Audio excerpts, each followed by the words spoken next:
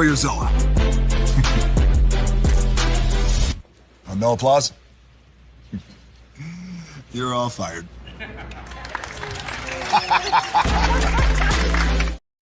Hey, good morning, America.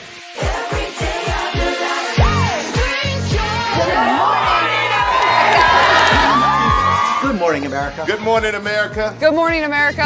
Money. Are you ready? They are ready. Covering the biggest events in the country right now. There's a lot going on here this morning. It's always a good time. That's what the show's about. That's good. Really good. Very good. Coming in hot. Jimmy coming in hot. It's far from elementary. Oh, good morning, America.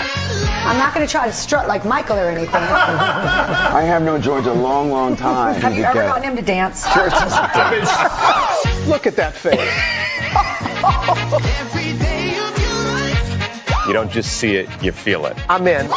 I'm in. I'm in too. I'll be there. I am here and so happy. I'm in. I'm in too. I'm in. That tells you something when Snoop Dogg's in. Michael, George, Lara, Ginger. Prepare for a journey beyond imagination, beyond belief, beyond anything you've experienced before. Universal Epic Universe, a new theme park where you'll step through extraordinary portals to 5 immersive worlds. Prepare for a cosmic voyage of discovery, an isle of fire-breathing excitement, a shadowy world of monsters and mystery, new wonders in the wizarding world, and a new way to play. Plus the splendor of a magnificent resort hotel overlooking the park. It's all new excitement at Universal Orlando Resort. A week's worth of vacation thrills with 4 amazing theme parks, a variety of spectacular themed hotels, and incredible dining and entertainment. It's all at Universal Orlando Resort, where you'll find new adventures every day. Explore the astonishing worlds of Universal Epic Universe at Universal Orlando Resort.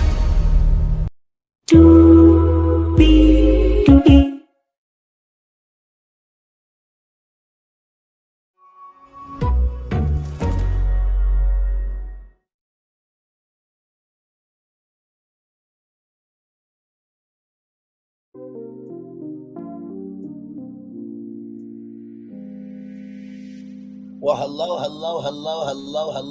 to you,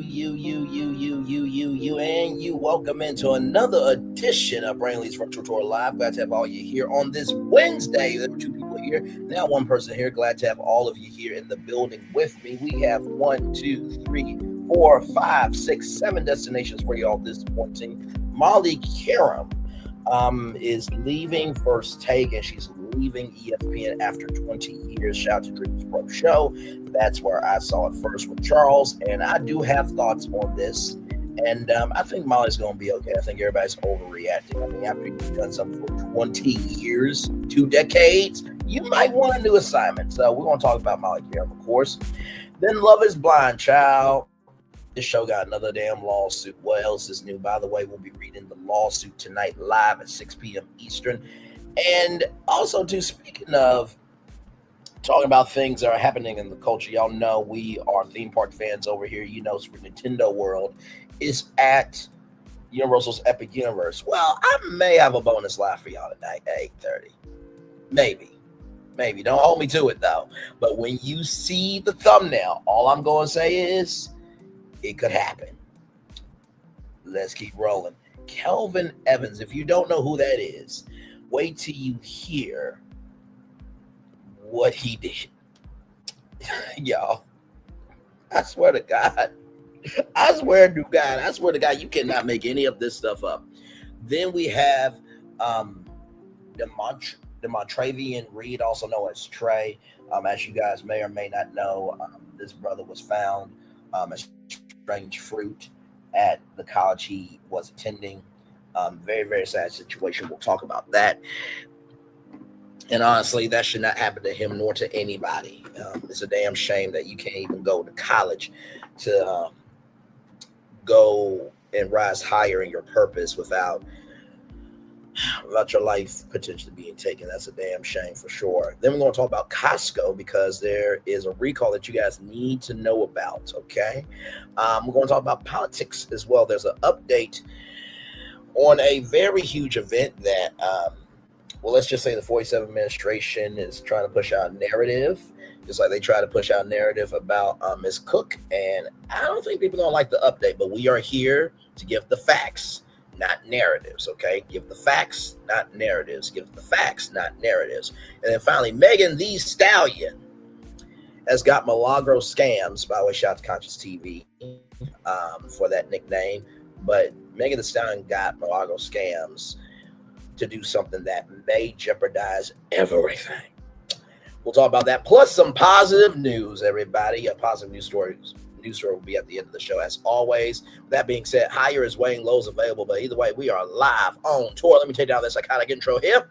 You see that virtual tour background? Yes, you do. You hear that virtual tour music? Yes, you do. And one thing to know, and two things for sure, that over here on this channel, a lot happens early. Roll it. It's a new morning for America's family. Sun's coming up, so make it all that it can be. You know a lot happens early. I'm Harry Smith. I'm Julie Chen. I'm Maggie Rodriguez. Morning everywhere. Come on, get up. I'm Russ Mitchell. And I'm Dave Price. And it's a little early for this. Right now, this it's a new morning for America's family. Sun's coming up, so make it all that it can be. You know a lot happens early. Every day's good when you're starting it out right. But whenever you're in the daylight, and a lot happens early. Can you feel it when I say? Good morning, everybody. Are you girls ready for the Jonas Brothers? We have an early show exclusive. Yes. A lot happens early. A lot happens Early. The Early Show, weekday mornings on CBS. It's a new morning. Yes, it is Julie Chen Moonves. It is a new morning to Russ Mitchell, Dave Price, Harry Smith, and Maggie Rodriguez. You are right on this channel right here. A lot happens early. Good morning, everybody. Hopefully all is well with each and every single one of you. Let's get to the getting and doing what we do, because we have 7 destinations for you all this morning. Happy morning to all the new people here. Yes, indeed. Let's get to it, because there's a lot going on here this morning. From Deadline.com, Qerim abruptly resigned from ESPN's First Take. Last night, she abruptly resigned, said ESPN's Stephen A. Smith of his longtime First Take cohort, Qerim this afternoon. The details, quite frankly, are none of y'all's business, he said before explaining her departure came after contract negotiations with the network.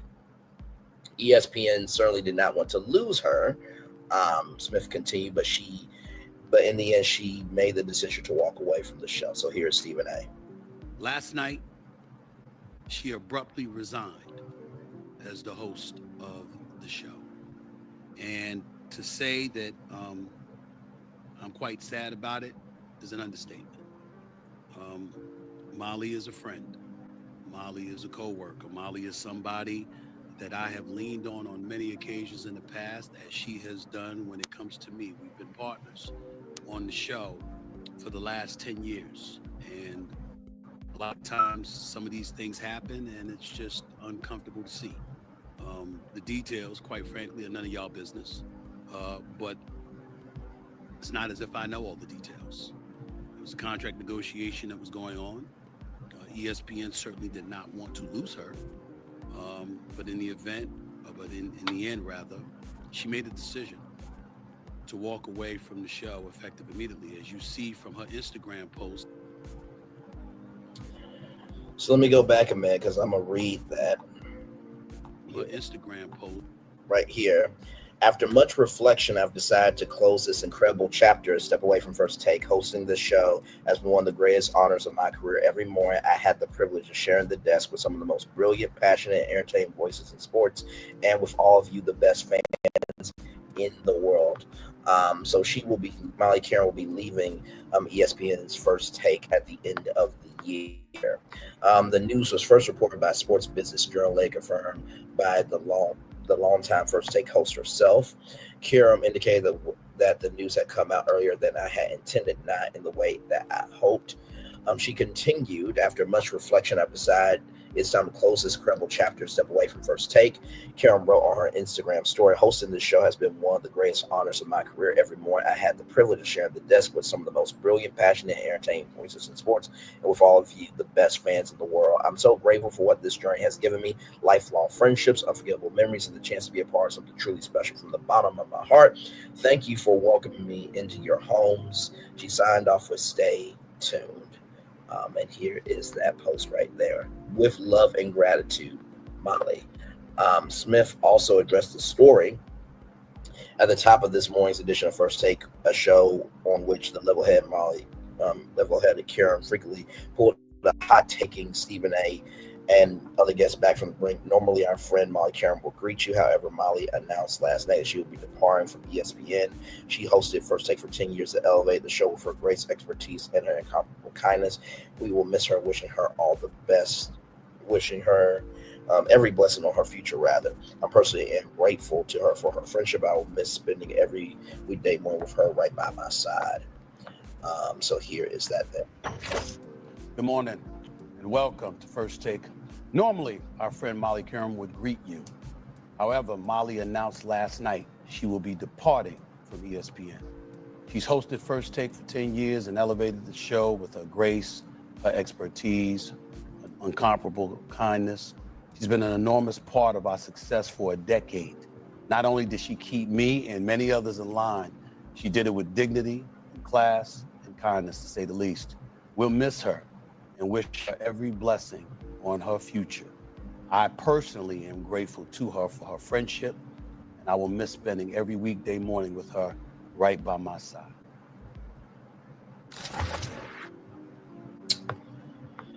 The president, ESPN's president, content, Burt Madness-Lair, thanked Qerim for her work at the network. Molly has been an integral part of ESPN since 2006 and a key driver of First Take's success since joining as a host decades ago. He wrote, she elevated the show with her poise, her skill, and her professionalism while supporting others as a kind of encouraging teammate.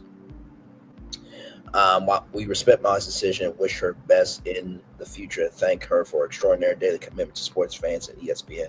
On the same day that Qerim's departure became public, the network also announced that it had reached a multi-year extension with rising star Malika Andrews, who hosts the network's NBA Today NBA Countdown.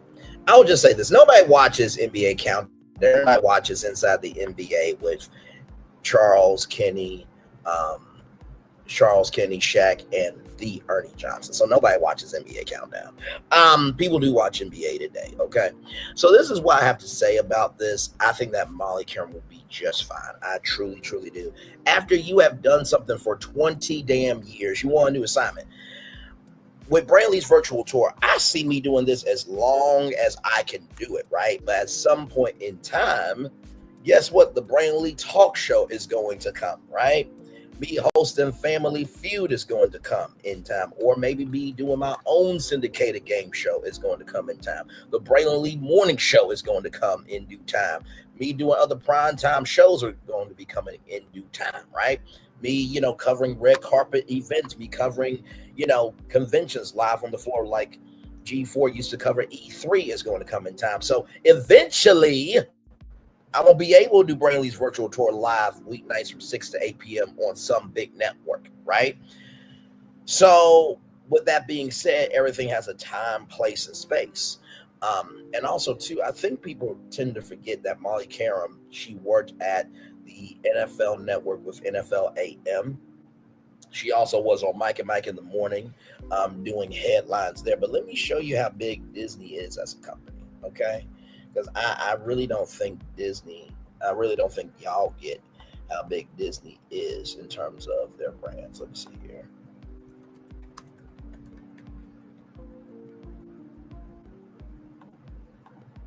You go with their brands.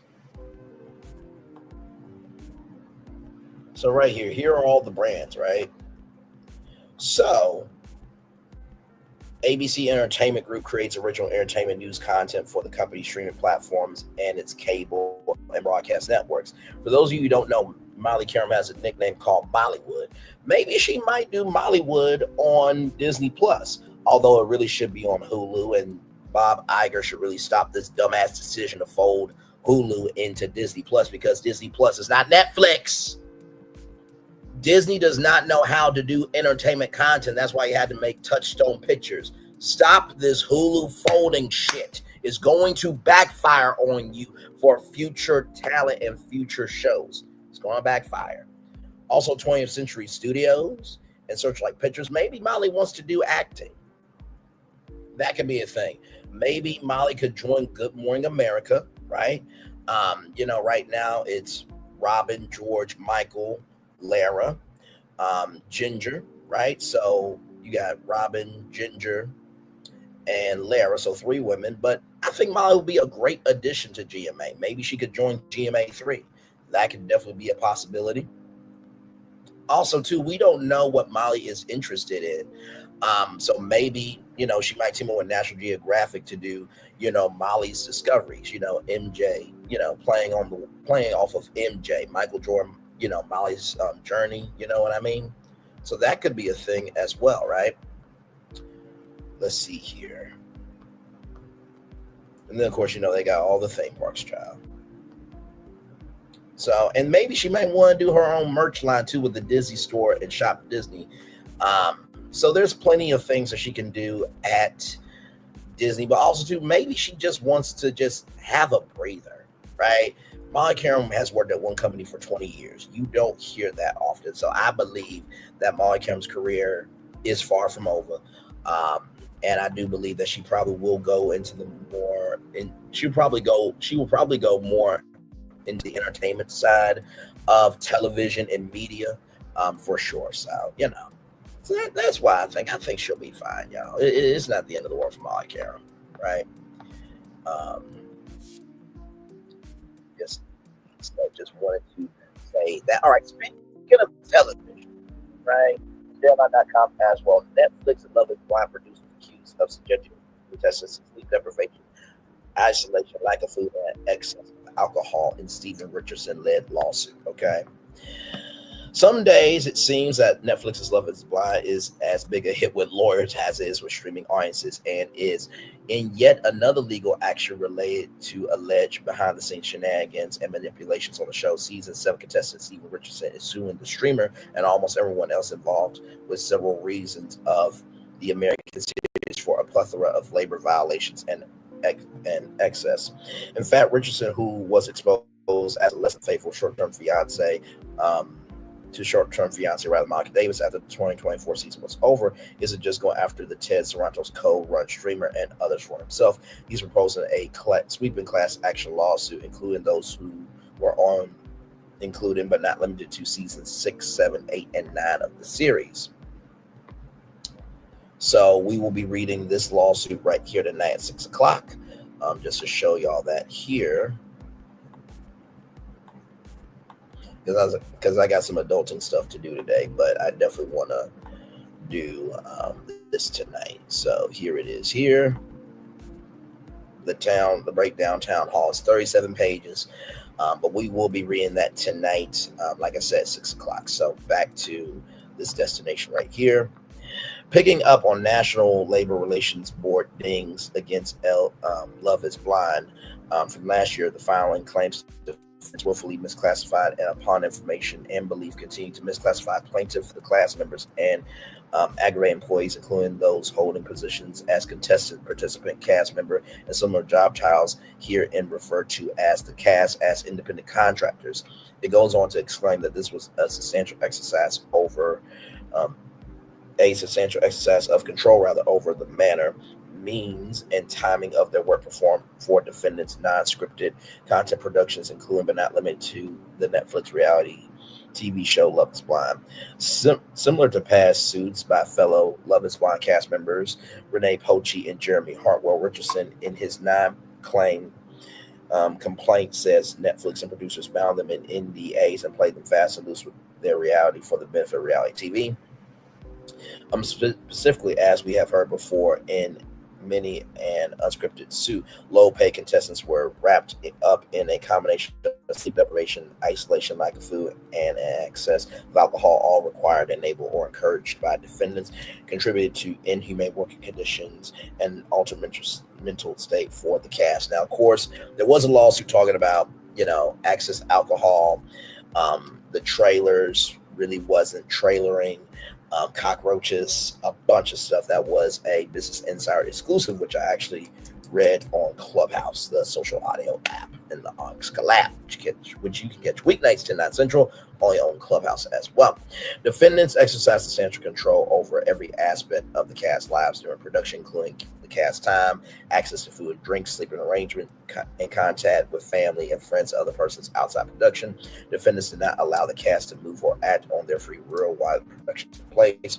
Tainted as a heel more waste than one, Richardson is looking for a class certification from a judge and then a variety of damages over what he wasn't paid in the way he says he was treated. No actual price tag is given in the jury trial desiring September 15th complaint, except to say the amount demanded exceeds $35,000, likely exceeds that by a lot. Clearly, we haven't heard this kind of stuff about Love is Blind and other high hormone, low stakes reality TV shows, just as NBC Universal, Comcast in-house legal department, the Bravo lawsuits, and of course, as you guys know, NBC Universal released everybody from their NDAs to speak freely. Clearly, we've seen a number of these actions, whether on the arbitration vine or quickly get settled. Just shows we all have our eyes wide open. Netflix did not respond to Deadline's request for comment, Richardson's pay, and production action. Whew. So what do I think about the story? Not surprised. Like I said, Vanessa Lachey said that BBWs don't know what they want, can't find their person in a short amount of time, which, by the way, I mean, Vanessa Lachey, besides NCIS, what else have you done with your career? And also Nick Lachey going after a female paparazzi, almost grabbing her camera by going inside the female photographer's car to get that. And there was a whole case for that. Like I said, lawsuits upon lawsuits. So it's just like I said in the thumbnail that you guys saw, there's got to be something sweet in the Kool-Aid for any of this to be true. Because, yes, indeed. Speaking of lawsuits, right? Speaking of people committing crimes, shout out to rollingout.com, celebrating 25 years on to the next 25 there. Suspect arrested in Beyonce unreleased music theft. So you guys remember when somebody stole Beyonce's, hard drives and laptops and this, that, and the third? Well, the suspect has been arrested. Wait till y'all see who it is. You guys see it on the thumbnail, but wait till you see the picture they used. Shocking heights that expose entertainment security flaws. This dude right here.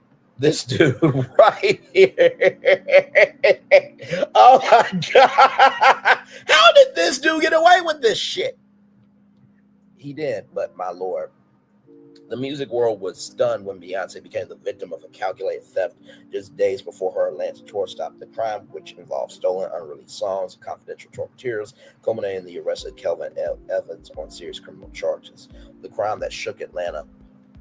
July 21st marked a turning point when thieves targeted a black Jeep Wagoneer parked on the Krog Street deck. The stolen cargo was extraordinarily valuable flash drives containing unreleased Beyonce tracks, laptops with tour blueprints, handwritten set lists, designer sunglasses, clothing, and AirPod Max. The timing occurring just 2 days before her Cowboy Car tour performance in Atlanta made the theft particularly devastating. The brazen daylight operation suggested the perpetrators understood exactly what they were targeting. Industry insiders note that unreleased music represents one of the most valuable commodities in entertainment, making this theft a significant blow to the superstar's creative control. Digital clues led to breakthrough. Atlanta police deployed sophisticated tracking methods to locate the stolen items. GPS signals from the electronics led investigators to two key locations, Hank Aaron Drive and North Avenue in Naperville. Surveillance footage became crucial evidence capturing images of a suspect whose clothing matched descriptions from the crime scene. The investigation took a decisive turn during a routine traffic stop. Officers pulled over a vehicle connected to the theft, discovering the driver faced an unrelated grass charge. Under questioning, she revealed her uncle Kelvin Evans had recently borrowed the car. Her mention of 4 mysterious black suitcases in the vehicle provided the breakthrough. Investigators So here's this here. I think this is from 11 Alive. Well, from MacBooks to AirTags, everyday gadgets meant to protect our belongings may have helped Atlanta police link a suspect accused of stealing unreleased Beyonce music to a July car break-in at a parking deck off of Krog Street. 11 Alive's Angelina Salcido live at the Fulton County Jail where that suspect's being held tonight. Angelina, you say he was arrested in another county first? Yeah, Hateville police actually made the arrest in this case. That's because they responded to his home for a domestic incident involving his sister at the end of August. That's when they realized that he had a warrant out for his arrest here in Atlanta that was connected to this case involving Beyonce's unreleased music. What Evans didn't know and didn't understand was that MacBook Pro that he allegedly stole that day as well led detectives straight to him. Someone broke into my car. Living a nightmare. Okay. Are you at a business? No. I was parked at in the garage while I went to a restaurant, but they stole like my computers and everything, but it has a tracker on it. Christopher Grant and DeAndre Blue find themselves stuck and in shock. Both employees for Beyonce in town to help choreograph and plan her Cowboy Carter tour stop. They have my computers, and it's really, really important information in there. What he didn't want to admit is what was taken and who he works for. 4 black bags stolen from the back of his rented Wagoneer. 40-year-old Kelvin Evans is charged with entering a vehicle with intent to commit theft or a felony after Atlanta police say he broke the back window and took the items. I work with someone who's like of a high status, and I really need my computer and everything. Beyonce's unreleased music inside. His MacBook Pro, MacBook Air, and AirPods Max were all pinging in different locations. A MacBook Air was pinging to this location. It's an apartment complex in Peoplestown off of Hank Aaron Drive.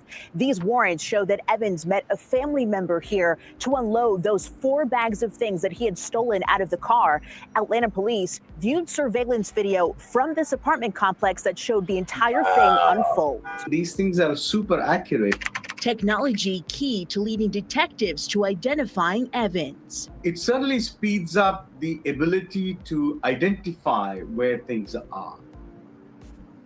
That's exactly why Professor Chalapo with Emory University says anything that's important to you really should be air tagged or have a tracker on it. Now, we did reach out to Beyonce's publicist to see if any of her unreleased music was recovered. We're still waiting to hear back. When it comes to Evans, he's being held here on a $20,000 bond. We did look into his criminal history. He has been charged with breaking into a car and stealing before. We're live tonight in Atlanta. Angelina Salcido, 11 Alive News. All right, Angelina, a lot of folks probably happy to hear that they have a suspect, at least in this case. Thank you. Why $20,000 though? That should be a higher bond. What the hell? Okay, child. Listen, he better be lucky he in jail and Jay-Z didn't handle that ass disrespectfully. And like I said in my thumbnail, the Bayhive has every right to handle him disrespectfully. But the family member who, he was unloading that stuff, unloading the suitcases, Bayhive don't go after that family member. They did not know shit, okay? Like, let's leave other people's family members out of it, okay? Let's just stick on him because he deserves to smoke, not that person, okay? Because think about it, Bayhive, you probably have family members that do dumbass things that you don't know about and you don't want to get caught up either. So let's just give context, conjecture, connection on who deserves to smoke. Evans faces serious criminal charges. Kelvin Evans now confronts charges for armed burglary with intent to steal. The case carries significant weight due to the high-profile victim and the nature of the stolen materials. Legal experts suggest the intellectual property value of the unreleased music could lead to enhanced penalties under federal copyright laws. The stolen items represent far more than personal belongings. These materials contain sensitive, creative content that could impact Beyonce's artistic direction and financial interests. The unauthorized possession of unreleased tracks poses ongoing risk to her upcoming projects and tour plans. Entertainment industry security crisis. This incident has exposed critical vulnerabilities in celebrity security protocols. High-profile artists increasingly face target attacks designed to steal intellectual property during vulnerable travel periods. The Beyonce theft highlights how criminals have evolved from beyond simple robbery to sophisticated operations targeting creative assets. Security consultants report similar incidents affecting other major arts, suggesting this crime represents part of a larger trend the entertainment industry now grapples with, protecting both physical and digital assets while maintaining the mobility essential for touring operations. Ongoing investigation and recovery efforts. Authorities remain silent about potential evidence recovery, though the investigation continues to expand. Sources indicate police are exploring connections to broader criminal networks specialized in celebrity target theft operations. The case has attracted federal attention due to potential copyright violations and the organized nature of the crime. Recovery of the stolen materials remains uncertain. Digital forensics experts work to trace the electronic footprints of the missing files while investigators pursue leads across multiple jurisdictions. The complexity of tracking intellectual property in underground markets represents unique challenges for law enforcement. Broader implications for artists. The theft raises fundamental questions about artistic privacy in the digital age. Modern musicians must balance creative freedom with security requirements, often limiting spontaneous collaboration and mobile creativity. The incident demonstrates how criminal exploitation of celebrity vulnerability extends beyond traditional stalking or harassment. For Beyonce, this violation represents more than financial loss. The theft potentially disrupts carefully orchestrated album rollouts into productions, affecting both artistic integrity and commercial success. The case underscores the delicate ecosystem surrounding celebrity creative processes. The investigation continues as the entertainment industry reevaluates security protocols. The hope remains that justice will prevail and that future incidents can be prevented through enhanced protective measures for artists' intellectual property. Well, what do I think about this? I think that Beyonce and other artists would probably, hire security to stay in cars at this point. It's sad that people just can't drink their water, mind their black-owned business, and be about their purpose. And like I said, $20,000 is too low of a bond. It needs to be at $1 million. And quite frankly, he needs to stay in jail because if he had an incident with his sister and he's done this before, he's a criminal at this point. Like, what's understood doesn't need to be explained, but if it needs to be explained, it's going to stand for something. So that's just my take on that. So glad that he got caught. Now, trigger warning for everybody. This comes to us from blacknews.com, one of our great sources here. Black student found dead hanging in tree at Delta State University in Mississippi. Demartravion Trey Reed, a 21-year-old African-American student at Delta State University in Cleveland, Mississippi, was found hanging from a tree on campus Monday morning. Police said no foul play is suspected, but investigation is ongoing. The body was discovered at about 7:05 a.m. near the pickleball courts in the center of campus. University police secured the area, confirmed Reed's identity as a student from Grenada, Mississippi. Campus officials later discussed the incident. Chief of Police Michael Peeler said investigators do not believe there's any threat to students or the surrounding community. The Mississippi Bureau of Investigation is assisting while full autopsy is pending. Beauvillier County Deputy Coroner Murray Rorick also spoke about the case. He said initial examination showed no broken bones, countering false claims circulating on social media. I saw no broken limbs, Rorick told Mississippi Free Press. I don't think I probably should discuss this any further than that. My opinion is that it was self-done. I have reasons for that. The discovery prompted the university to close Monday and cancel centennial celebrations. DSU President Dan Ennis says he's spoken with Reed's family and that student leaders are planning memorial services. By late Monday, campus leaders stressed that Delta State remains a safe environment. It's unfortunate that this loss comes heavy to our campus. Chief Peeler said Reed's deaths has left student, staff, and alumni grievance. They await more answers from investigators. So that is that there. Now, of course, we're going to wait for the facts to play out. We're not going to be the president and blame anyone for what happened. That was not anybody else's fault but the people at and within those circumstances, right? If this is the case, that he did this to himself, prayers up to that brother. He was probably going through some very mental health stuff that, everybody does have outlets in life, right? Now, if there are some white students that did this, I'm sure that will be found out. I'm not saying that that's happened, okay? We also remember the fake text messages that was sent to Alabama State University students of get ready to be on the plantation. We also do know about sundown towns. Sundown towns still exist. Y'all remember when we did that tour, I showed you the map of sundown towns that looked like a big red zit. It just gave me goosebumps just seeing it. So, like I said, prayers up to Mr. Reed, his family, his friends, everybody at Delta State University, and let's just let the facts come out, okay? Prayers up to everybody involved. That was just such a sad situation. Sometimes I need to breathe with some stuff before I go on tour with y'all about it, because as y'all know, I get passionate. But in the words of Uncle Ben from Spider-Man, with great power comes great responsibility. So I wanted to give time to this because we cover everything, right?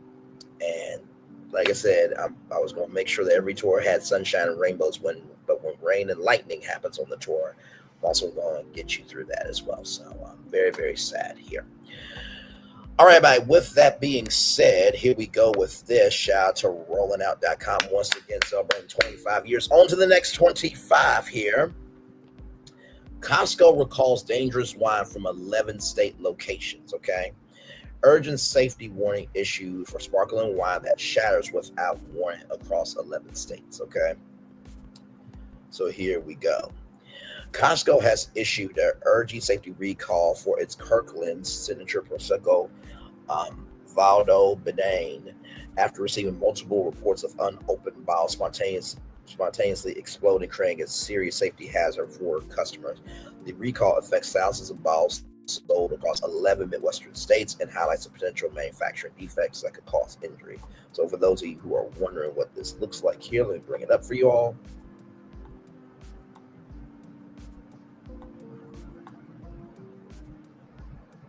Images. So here is this bottle. So this is what the bottle looks like right here. Okay, here it is. So this bottle right here, okay, this bottle can and will explode without warning. Okay, so let's get through. Bottles shatter without warning or handling. Recall notice distributed to Costco members via email on September 12th warns that the affected sparkling wine bottles can break unexpectedly, even when sitting undisturbed on shelves or in storage. Failure makes the product dangerous since customers have no way to anticipate when a bottle might shatter, right? Prosecco in question is a sparkling white wine made primarily from Glenera grapes, known for its crisp and fruity characteristics. However, the current batch appears to have developed structural integrity issues that compromise the bottle's ability to contain the pressurized contents safely. Costco's warning specifically states that the bottles may break without being handled or in use, indicating a fundamental problem with either the glass manufacturer or the internal pressure dynamics of the sparkling wine. This spontaneous failure is particularly concerning because it could occur at any time, potentially causing cuts from flying glass fragments. Recall covers 11 states with specific time frame. The safety recall encompasses bottles bearing item number 1879870. That's 1879870. That's 1879870. That's 1879870. One more time. That is 18. This is the item number you need to be looking for if you have that wine that I just showed, that sparkling wine. 1879870 that were sold between April 25th and August 26th of 2025. April 25th through August 26th, 2025. That's April 25th through August 26th, 2025. The affected merchandise was distributed exclusively in Iowa, Illinois, Indiana, Kentucky, Michigan, Minnesota, Missouri, North Dakota, Nebraska, Ohio, South Dakota, and Wisconsin. I'm going to say that 2 more times here. This was distributed exclusively in Iowa, Illinois, Indiana, Kentucky, Michigan, Minnesota, Missouri, North Dakota, Nebraska, Ohio, South Dakota, Wisconsin. This was distributed exclusively in Iowa, Illinois, Indiana, Kentucky, Michigan, Minnesota, Missouri, North Dakota, Nebraska, Ohio, South Dakota, and Wisconsin. This regional distribution pattern suggests that the problematic bottles may have originated from a specific production facility or represent a particular batch that experienced quality control issues during manufacturing. The 4-month sales window indicates that defective products had extended availability before the safety concerns became apparent. Customers who purchased Kirkland Signature Prosecco during this time frame should immediately check their purchase receipts and bottle labels to determine if they possess potentially dangerous merchandise. The item number provides definitive indication method for effective products. Safe disposal instructions prevent injury. Costco has provided specific disposal instructions designed to minimize injury risk associated with the defective bottles. The company strongly advises customers to not attempt opening the bottles under any circumstances, as this could trigger immediate shattering and cause serious cuts. Instead, customers should carefully wrap each bottle in multiple layers of paper towels to contain any glass fragments that might result from spontaneous breaking. After wrapping, the bottle should be placed in sturdy plastic bags and sealed before disposal in regular household trash containers. I'm going to say that 2 more times. Instead, customers should carefully wrap each bottle in multiple layers of paper towels to contain any glass fragments that might result from spontaneous breaking. After wrapping, the bottles should be placed inside sturdy plastic bags and sealed before disposal in regular household trash containers. Instead, customers should carefully wrap each bottle in multiple layers of paper towels to contain any glass fragments that might result from spontaneous breaking. After wrapping, the bottles should be placed inside sturdy plastic bags and sealed before disposal in regular household trash containers. These precautions acknowledge that the bottles might shatter during handling or disposal, making protective wrapping essential for preventing injuries. The disposal method also protects sanitation workers and others who might encounter the discarded bottles during waste collection and processing. Customers should avoid returning the bottles to Costco locations, as transportation and handling could trigger dangerous shattering incidents in public areas. Multiple people might be injured by flying glass. Full refunds available without bottle return. Despite recommending safe disposal rather than store returns, Costco continues offering full refunds from the recall Prosecco. Customers can receive complete reimbursement by presenting the recall notice at any Costco location, eliminating the need to transport potentially dangerous bottles. So, have your receipt that has that number, right? Which the number, one more time here, is 1879870. And also, too, before it explodes, right? Take a picture with it so that way when you go to Costco, you can show a picture on your phone and the receipt. If you can, it has not exploded already, okay? This refund policy demonstrates Costco's commitment to customer satisfaction while prioritizing safety over standard return procedures. The approach also reduces the risk of bottle shattering in stores, protecting both customers and employees from potential injuries. The refund process requires only proof of purchase during the affected time frame, which can be established from membership purchase records if customers no longer possess original receipts. So you can get it through the digital receipt as well. And by the way, the timeline of this, the bottles that were sold April 25th through August 26th, 2025, April 25th through August 26th, 2025, April 25th through August 26th, 2025. Go back here.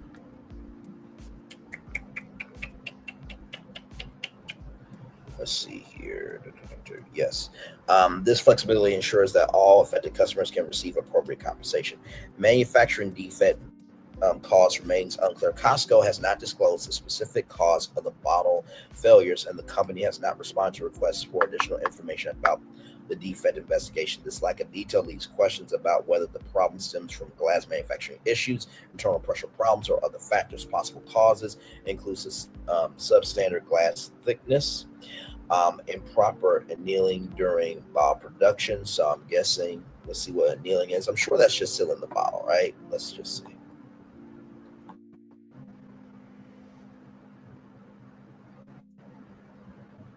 Okay, so this is annealing right here. We all learned a new word today.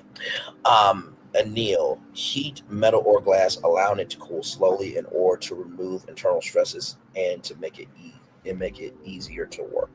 So that is what annealing is there, ladies and gentlemen. Excessive carbonation levels or temperature-related stress that weakens bottle integrity over time without official confirmation. Customers can only speculate about the root cause.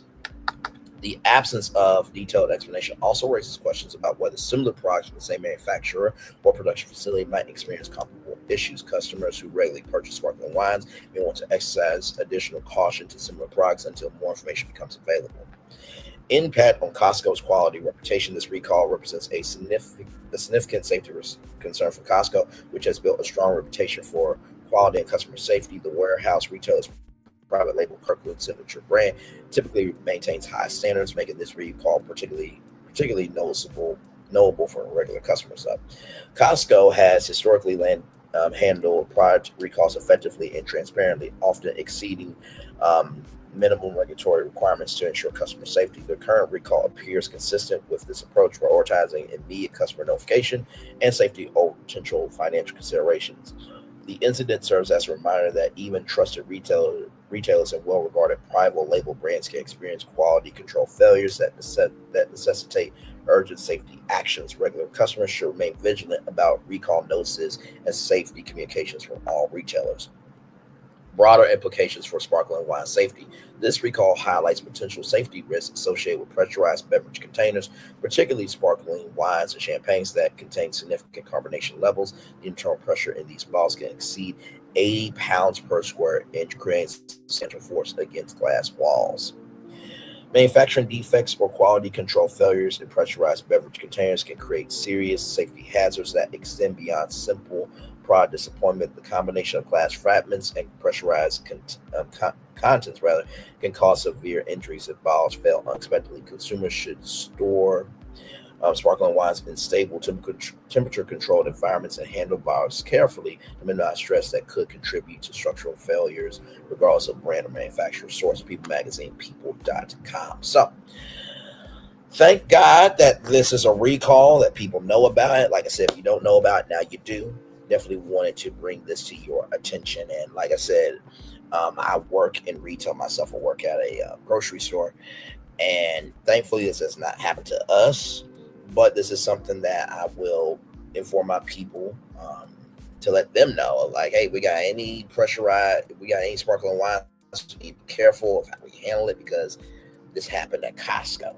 Now, I know what you're thinking. Why would I tell my people? Because even though there are different stores like Sam's Club, Costco, BJ's, Kroger, Walmart, Target, even, people ain't going to Target. I feel you on everything, and the boycott's going well and should stay going well because they were wrong for what they did. Okay. We gotta be aware that even though there's different labels at different stores and different fandoms that love these, private labels, retail is retail across the board. So just trying to protect everybody here. All right, y'all. More Brainley's virtual tour live going on right from the space right here, right now. This comes to us from NBCnews.com. Kirk evidence contrasts with White House claims over radical left groups, right? So I just wanted to just bring this to your attention. This is from the morning rundown from NBC News. By the way, shout out to this woman right here. Don't know she's AI, looks AI, but she looks fine, okay? Just give it a buck. Just keep it a buck there with that. Here it is. Kirk evidence contrasts with White House claims over radical left groups. I am going to zoom in on this right here so you guys can see it in full transparency. The 47 administration's suggestion that a secret network of violent left-wing extremists were behind the assassination of conservative activist Charlie Kirk stood in contrast to evidence presented by law enforcement. I'm going to say that 2 more times. The 47 administration's suggestion that a secret network of violent left-wing extremists was behind the assassination of conservative activist Charlie Kirk stood in contrast to the evidence presented by law enforcement. The 47 administration's suggestion that a secret network of violent left-wing extremists was behind the assassination of conservative activist Charlie Kirk stood in contrast to the evidence presented by law enforcement. I just want to bring something up here. Okay, just want to bring up something because we recently just talked about this. Oh my God.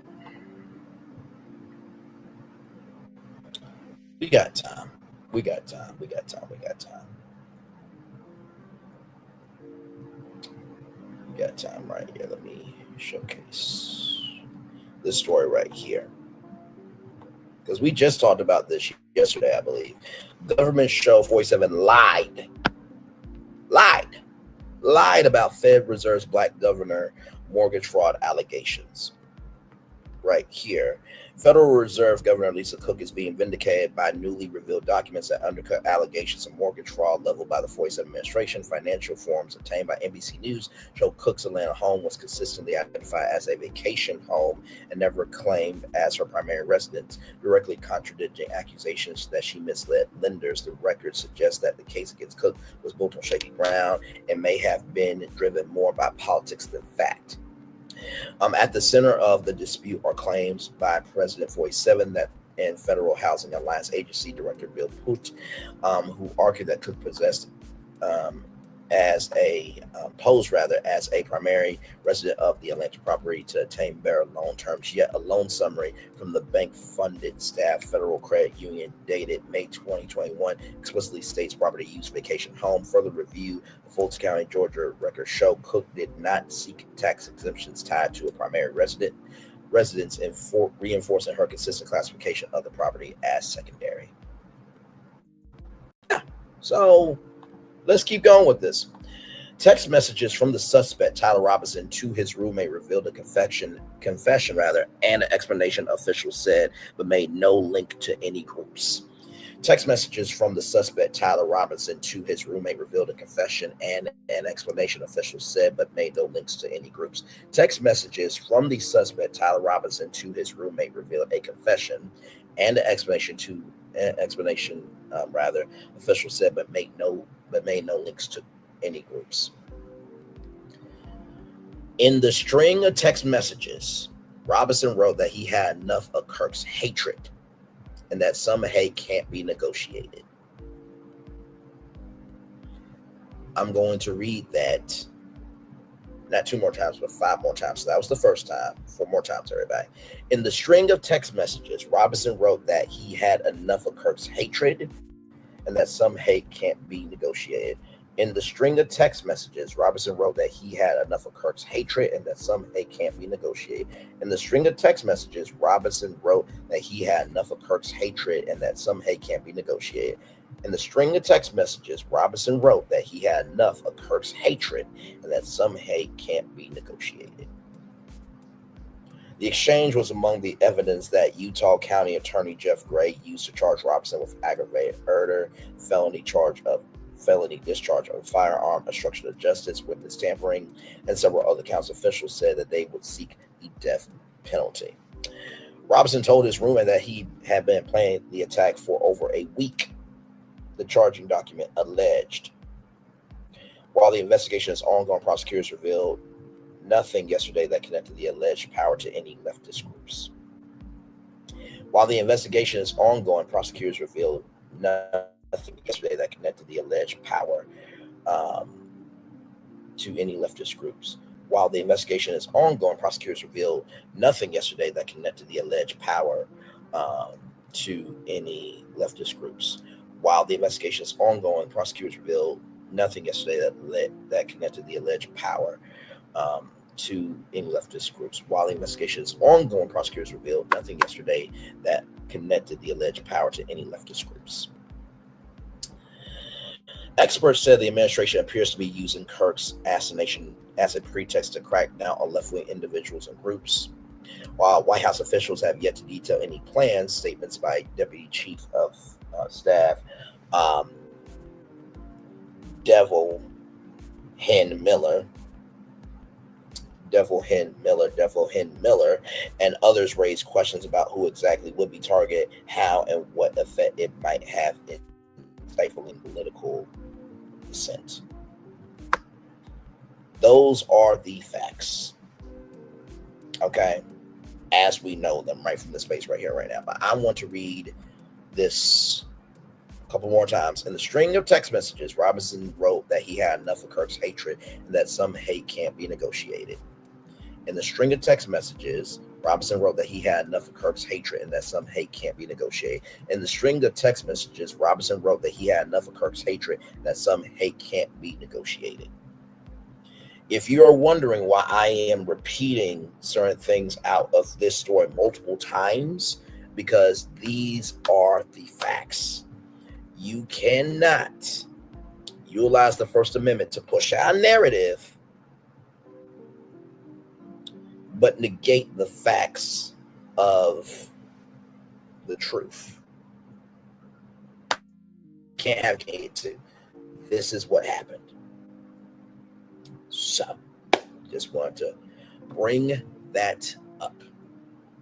In addition to bringing things up, I just saw this story live here. This is why we call it Brainley's Virtual Tour Live, because sometimes, even though the destinations are set, new destinations form. So, in case you guys did not know about this, 47 orders the removal of slavery images and exhibits from all U.S. national parks. Came out today. 47 orders the removal of slavery images and exhibits from all U.S. national parks. 47 orders the removal of slavery images and exhibits from all U.S. national parks. Okay.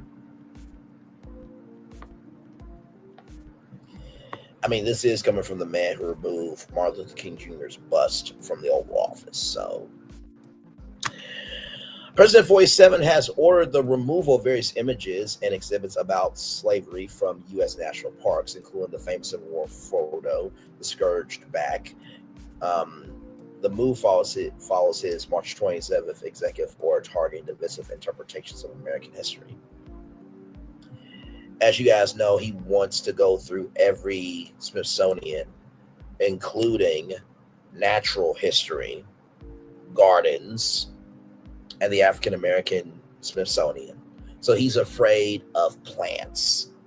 He's afraid of before Christ with dinosaurs and, rocks and lava and everything else. And he's afraid of black people. Even though Vanessa 47 is dating and is engaged to Tiger Woods. Sources familiar with the matter said the order instructs the Interior Department to remove displays that reflect what 47 calls coercive ideology critical of historic American figures, according to People. MagazinePeople.com.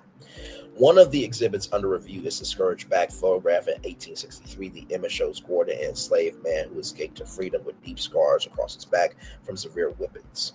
Historians consider it one of the most famous portraits documenting slavery during the Civil War era. The White House said no final decision has been made and confirmed the exhibits remain under review.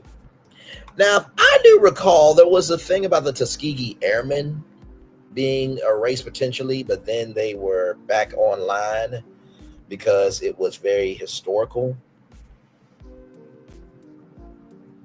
Y'all do know what the president did in California with the National Guard was illegal, right? But everybody else voted for a convicted felon on November 4th. I'm just giving you the facts. Child, let's roll on. Also, too, the president almost had to pay a lot of money. Doesn't have to now. And the E. Jean Carroll rape allegations were substantially true, according to a U.S. federal court judge. This is the same dude that tried to hide documents from the government at Mar-a-Lago. This is the same dude that used campaign funds to pay Stormy Daniels and cheated on his wife. This is the same dude that can't serve on a New York board for 3 years. This is the same dude that him and Jeffrey Epstein, okay, had a 19-year-old or 18-year-old or had a young lady on the casino floor. And recently, there's some more Jeffrey Epstein stuff. You guys remember that picture and stuff? There is more connections to the president and Jeffrey Epstein. But he can be president, though. Okay, child. He's done all of that, including the Central Park Five, trying to get them unalived for a crime they didn't commit. And also, too, does not pay people and kept people out of affordable housing. Okay. All right. Okay. All right. The National Park Service explained the materials highlight only the negative aspects of U.S. history could distort understanding instead of broadening it. The official said 47's directive is being applied not only to slavery but also affects exhibits on racism, sexism, gay rights, and the treatment of indigenous people. But don't your family have, a lineage from being overseas? Okay. Critics, including educators, warn that the policy gives the federal government broader power to control how history is presented. And also, too, he wants to rename bases to Confederates. And also, too, is trying to stop, statues of Confederates from being destroyed. The move comes weeks after 47 accused the Smithsonian of being out of control and overly focused on slavery. In an August 19th Truth Social post, he calls the museums woke and pledged to review their content as well. But then said at the Smithsonian this was a great, thing. Basically, backtracking, flip-flopping, pussy-popping, as they say. 47's or also directs Vice President J.D. Vance. Not President J.D. Vance. God forbid that.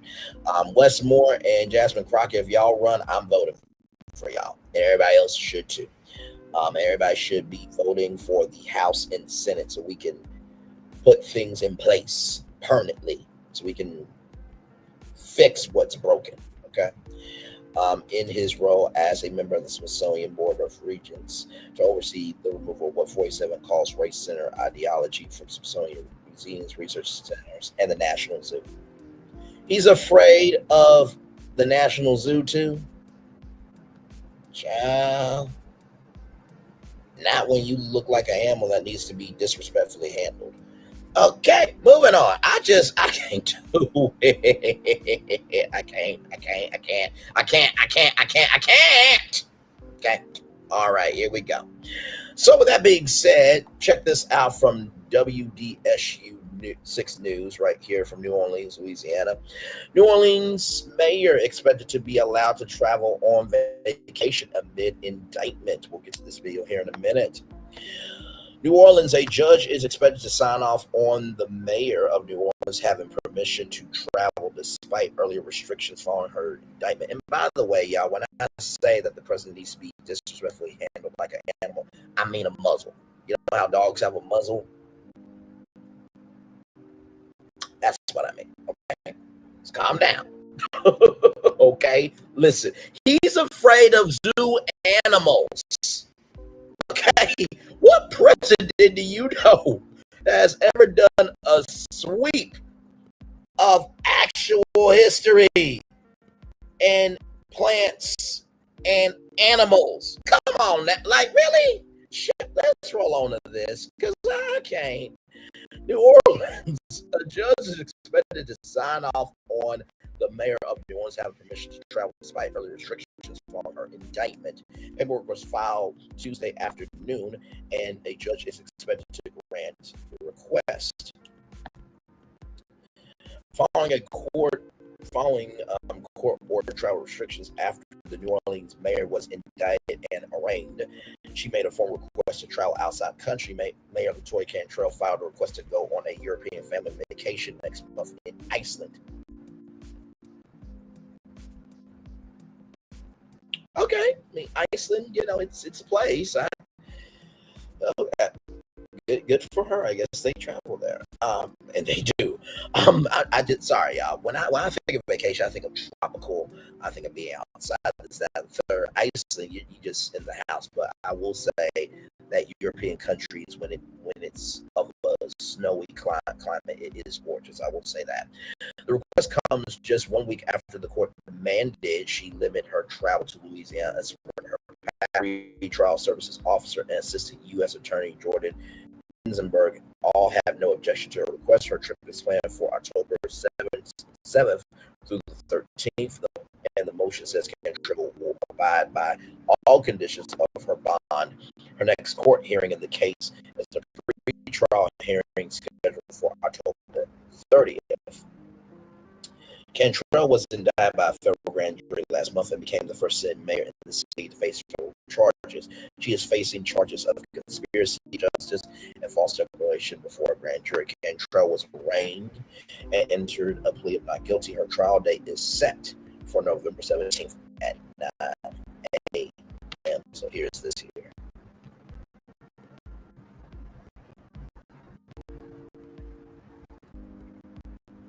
Cantrell have a message to the city? Anything?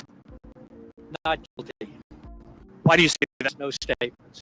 Any comment on the Can you tell us why Vappy wasn't arraigned today? He's being arraigned Friday. You're the attorney. What's your message? I mean, why the people were walking? We have no statements. We have no statements. Where is the mayor? She left. She went home. So the mayor has left. Did she go out? Huh? Did she go out the back door? Or? There was another door on the other side. She went out with the detail and with the marshal. How typical is that to allow her prepared? Oh, strictly for security. Will you be prepared for trial November 17th? Is that Ron? You're asking that question? Yes. I mean, that's a rather short That's not realistic. That's in accordance with the Speedy Trial Act, and it's not a realistic So when do you time. think the trial will go? I have no idea. It's up to the judge. What will happen? Now, you all are making me say stuff when I wasn't going to say. How are you preparing? I mean, how confident are you that you can keep her out of prison? Oh, look, she looked good today, don't you think? Do you believe this is just about her affair or about alleged affair? I'm not talking about the case. What are people missing? Calm, collected today. Tell us about her mental state. I'm not going to talk about her or the case. There really weren't any restrictions. Eddie, does she have anything she wants to say to the people who No, elected her? not at this time. Upon advice of counsel, not at this time. Is there anything she wants people to This time, either through me or personally herself. Will the restrictions on her contact with others have any impact on her ability to run the city? No. Why do you say that? Well, because the restriction was she could continue to work with city employees. She just couldn't talk about the case. So that's not going to impede any of the city operations. So it's business as usual. What's that? No, whatever the order says, that's the rules. That's what she's going to follow. Messages to the city. No state. All right. So again, all right. So her attorney has left.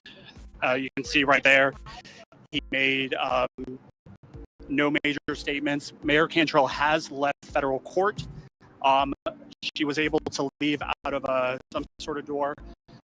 He said for security reasons, but again, her attorney has left federal court. And he had a couple things to say, but he's making it very clear that he is leaving federal court here in New Orleans with little to no comment. Guys, back to you. Let me tell you something. Aubrey Killian, well done to you, because when that white female reporter asked, "What about Vappy?" and you said that's on Friday, I'm like, that's what I'm talking about. Let them know who the hell you are. I'm here for it. Yes, indeed. Speaking of cases that are happening, From MediaTakeout.com, Megan Thee Stallion. Yes, indeed.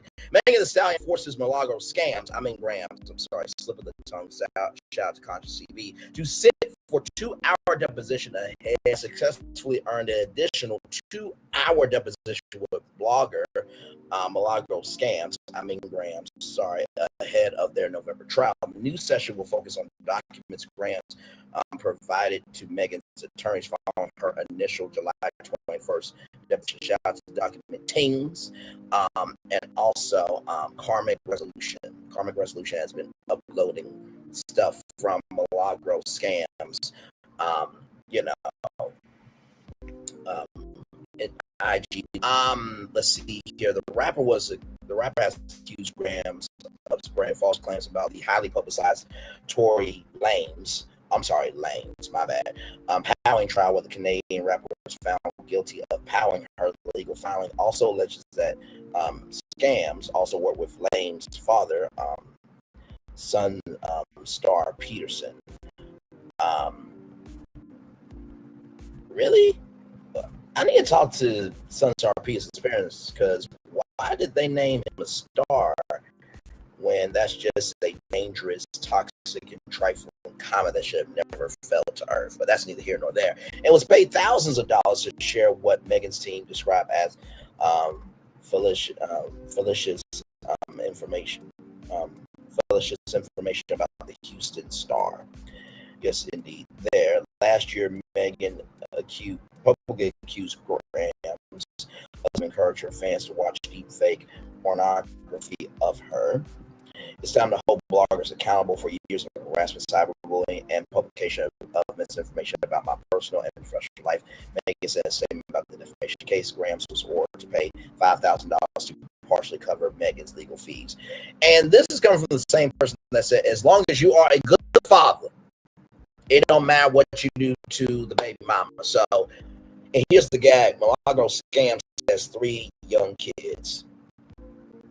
So basically, she's saying DDG did what. So basically, what she's saying is, if her husband, her baby daddy, did to her what DDG did to Hey Bailey, she doesn't give a damn about being disrespected as long as Milagro scams husband is a good father. So Megan, make her broke for every fucking thing that she is. It is what it is. You did wrong. You gotta pay up. I hope the deposition can be made public. And when the trial goes live, we will be live. We covered Diddy. We'll cover me. Now, with that being said, those are all our destinations, ladies and gentlemen. We did that in 1 hour, 12 minutes, and 40 seconds. Not too bad for a show. Yes, indeed. So, positive news story. This comes to us from CBS Mornings here. Cardi B reveals that she's expecting baby with Stephon Diggs. Reflects on falling in love again in CBS Mornings interview. Such a beautiful thing here. We will watch this here in just a little bit. Yes, indeed. Let's get to it, though. Cardi B Wednesday on CBS Mornings, the Grammy winner revealed that she is pregnant and having a baby with boyfriend New England Patriots wide receiver Stephon Diggs, confirming weeks of speculation about her personal life. She said the baby is due before the start of her first arena tour, Little Miss Drama, which begins in February. The 32-year-old says she feels excited and happy while preparing to release new music and balancing motherhood. By the way, Cardi B has been trolling everybody with the budget, with the budget for her new album and stuff. And people have been coming out to see her. Like, she has on the street, she has went to that, and y'all, she is doing the damn thing. Absolutely indeed. So let me, I should be able to shrink a job. Okay, there we go. I feel like I'm in a good space. I feel very strong. I feel very powerful.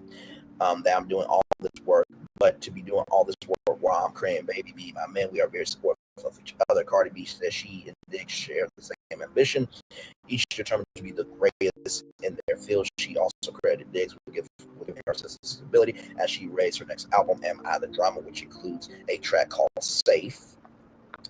He just made makes me feel safe and very strong. She said, I mean, like 2 weeks ago, I was literally having a panic attack. I was like crying and crying and crying because I was just getting really nervous with, the whole album rollout. People were coming at me very hard. Sometimes people love you, people hate you, and people was just saying very mean things about me. She admitted the harsh criticism sometimes makes her question release the music. And I'm like, see, this is why I don't put music out, because it's like, this is my art. This is something that put a whole lot of love and time to. It's just like sometimes when people just, his real name is Belclaz Marlenas Almanzar. I understand why she calls herself Cardi B. Says dig support. Nothing but love, Cardi B, to you. Says dig support keeps her steady. It makes me feel very confident and it makes you feel like you could take over the world. She added she waited to announce the pregnancy until she was able to close some deals first. She also admitted she has not yet told her parents. Jokingly, she said she is scared of them. Cardi B, who shares 3 children with rapper Offset, said she was reluctant to fall in love again amid their high-profile divorce, but she recalled Diggs telling her, "Let me heal you. Give me a chance for me to heal you." Oh, come through, brother. Yes, we like that energy. We like that energy. Let me do this. On Diggs. Done to you, good sir. Now that pregnancy rumors are confirmed, Cardi B used her world famous humor to ask fans to purchase her new album. Now, could y'all buy my album? Talk about Pampers and diapers and all that type of stuff. I told you, now go support my album because I'm a mother of 4 now. Cardi B says her sophomore album feels complete. I feel like it touched every little thing that I want to touch, and I just feel like it's something that's not out there right now. Am I the Drama is scheduled to be released on September 19th. Watch more King's interview with Cardi B, where the rapper gets candid about her recent trial and her viral on the street album promotion on CBS Mornings Thursday, September 8th at 7 a.m. Eastern Standard Time. So we did not watch it. I didn't watch CBS Mornings, but we're going to watch it right from this space right here and right now. It's about 8 minutes, so here we go. Now to our exclusive interview with rap superstar. That would be the one and only Cardi B. Back in 2019, she became the first solo female rapper to win a Grammy Award for Best Rap Album. Her much anticipated new album is called, and I love this title, Am I the Drama? Drops this Friday. Ahead of its release, we sat down with the 32-year-old superstar for a wide-ranging conversation. So we started with some very exciting personal news with her boyfriend, NFL CBS Mornings. I want to start right away with, because the rumors on the streets be talking. Mm-hmm.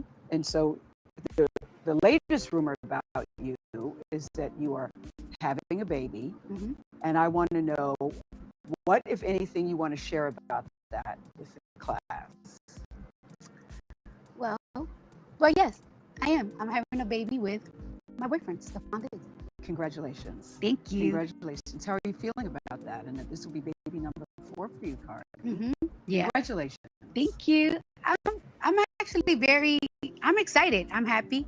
I feel like I'm in a good space. I feel very strong. I feel very powerful that I'm doing all this work, but I'm doing all this work while I'm creating a baby. Me and my man were very supportive of each other. We're like in the same space in our careers, but in different, By that, what do you mean by that same space? That you're both doing well? What do you mean? You know what it is? That I feel like we're really great and one of the best at what we do. And me and him think the same way. Like, it's like, yeah, we're one of the greatest, but what's next? What are we doing again? We do it again. We have to do it again all the time. It's not like we're never like comfortable. We just want to keep doing it. And that's just how we both are. You have a song on your new album. I can't wait for people to hear the new music, but there's a song called Safe. Yeah. Is he somebody that makes you feel safe? Very safe in both ways, physically. I mean, like you see how he is. Yes, I did see. Yeah. I love it. He just makes me feel safe and very confident and very like strong. Mm-hmm. I mean, like 2 weeks ago, I was literally having a panic attack. I was like crying and crying and crying, just because I was just getting really nervous with the whole album rollout. Mm-hmm. People were coming at me very hard. Sometimes people love you, people hate you, and people was just saying very mean things about me. And I'm like, see, this is why I don't put music out because it's like this is my art and this is something I put a lot of love and time to, and it's just like sometimes like it's like when people just rip it apart, it hurts you and it crushes you, and it's just like, girl, you better get it together. And it's like he makes me feel very confident. I feel like feeling safe is feeling confident, feeling like it's like you could do it, and it makes you feel like you could take over the world. Well, you know, there was all you weren't ready to talk about it. What was your thinking there? Why did you think, okay, now I'm going to talk about it? By the way, now that I talked about it, y'all better get my album. Y'all wanted to know, right? Now y'all know. Now y'all could buy my album so I could buy Pampers and diapers and all that type of stuff. I told ya. Now go support my album because I'm a mother for my own time. Like I I'm love not that. hiding. I love that for my own time. Like my on my own terms. time. Yes, like it's like on my own terms. Let me close some deals first. You know what I'm saying? Let me close some deals first. And it's like, you know what? You don't really want to say right away that you're pregnant. Like it's like let me see a couple of more sonograms. Let my baby be healthy. And you know what's so crazy? I haven't till today. Matter of fact, I have to tell them this week.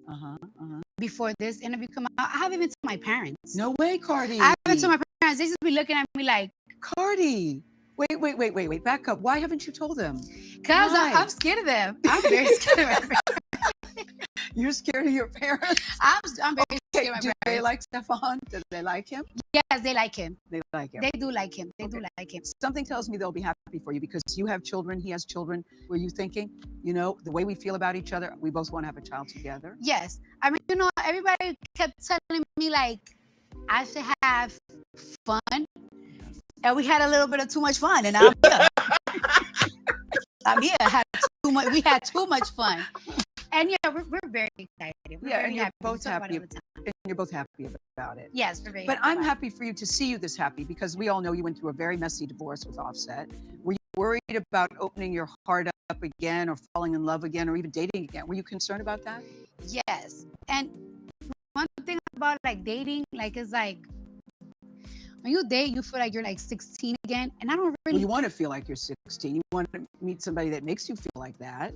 You do, but then it's like you also remember what you dealt with when you were 16. So it's like restarting Well, again. that part, yeah. Yeah. Yeah. And being open and vulnerable. And like one time he just told me like it's like, let me heal you. Give me a chance for me to heal you. And it's like, okay. He said, let me heal you. Is the baby? I'm not asking for your due date, but is the baby coming this year or next? It's coming before my tour. Before your tour? When's your tour? In February. Whoa, Cardi. Yeah. You're going to go on tour in February? Yeah. You ready? I'm very ready.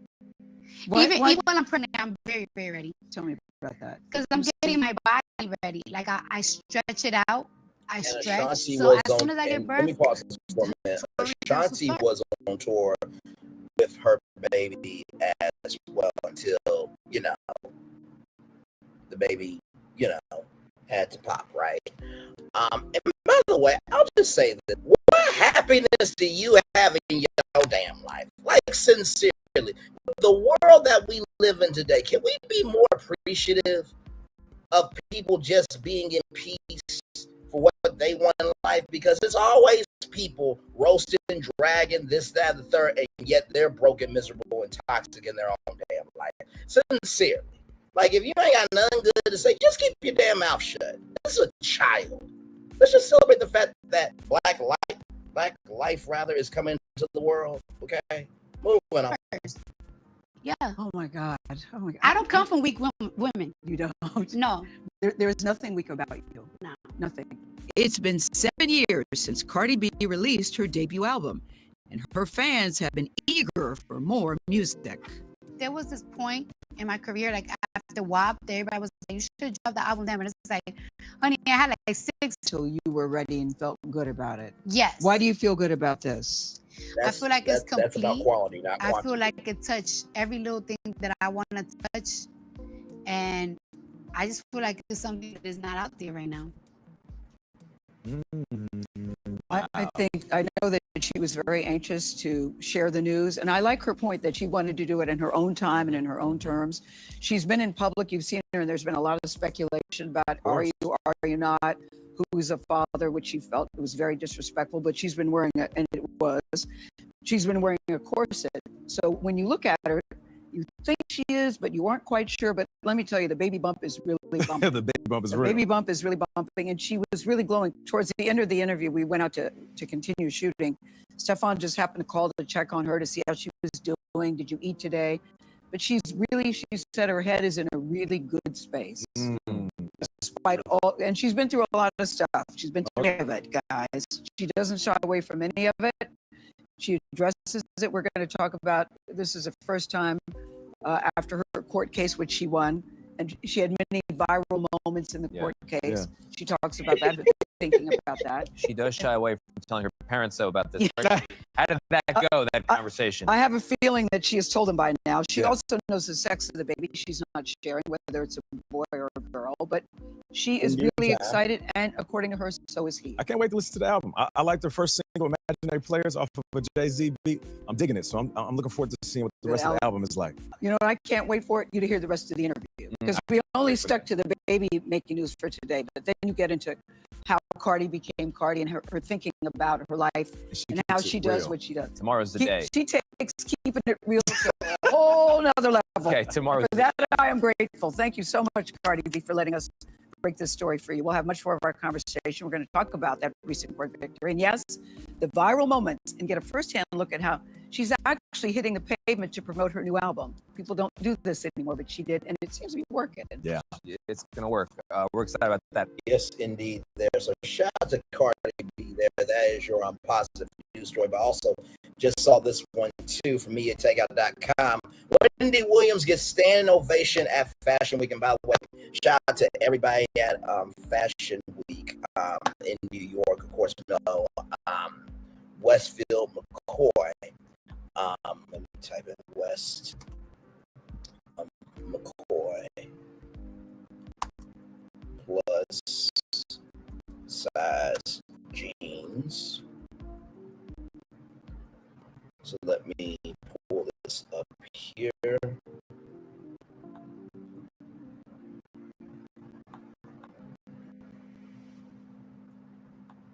Rolling out. So Sydney K, West, shout out to you. Hopefully you're there as well. But shout out to everybody in New York for New York should be making it do what do. We love to see people rising up to their purpose for sure. Wendy Williams returns to Fashion Week and fans cheer her on. She's back. Many of you guys learned that Wendy Williams just made her first major public appearance in years, and the crowd showed nothing but love, rather. The former daytime talk queen attended the Laquan Smith show during New York Fashion Week on September 16th, 2025. And when she walked in, she was greeted with a standing ovation. So shout out to Hip Hop NY News for this. Let's watch this. Andy, can we get a smile? Look at that. Extra on the scene there. I saw the mic flag right there from Extra. That is absolutely incredible. Wendy steps back into the spotlight. For months, rumors have swirled about Wendy's health and mental capacity, with conflicting reports about whether the 61-year-old star would ever return to public life. Media Takeout has done our own investigation. After talking to Wendy extensively, we can confirm she's back. Okay, then talking to her extensively, Media Takeout. At Fashion Week, Wendy looked radiant and poised, smiling from ear to ear, with her signature blonde hair flowing. She proved that she hasn't lost her star power. And I will say she is still a daytime queen, because to do the show that she is, she will always be a daytime queen, okay? The audience reaction when Wendy entered the room, the crowd erupted. Fashion insiders, celebs, and fans alike rose to their feet to applaud her. One witness told me to take out felt like a comeback moment. People were just happy to see her doing well out in public again. Social media lit up with posts from attendees captured Wendy waving and laughing and soaking in the applause. On Twitter, fan wrote, Wendy Williams just walked into the Quantum's fashion show. The place went up icon behavior. Very well said there. And that looks like Moni Kassar's hand, looks like. Now she's in New York as a correspondent, of course, as you guys saw. And then there is Alex Finney, her niece, in the background there. And look at Wendy, just bombing there. Nothing wrong with that there.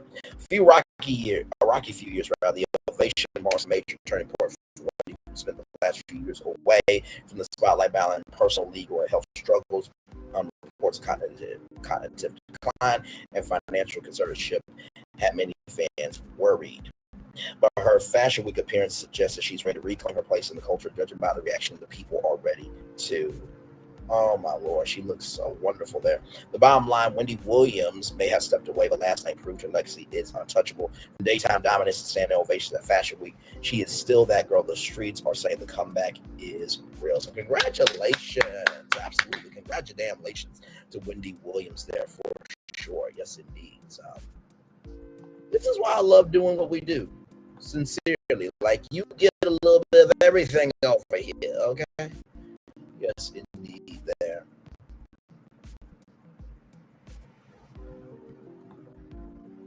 Let's see.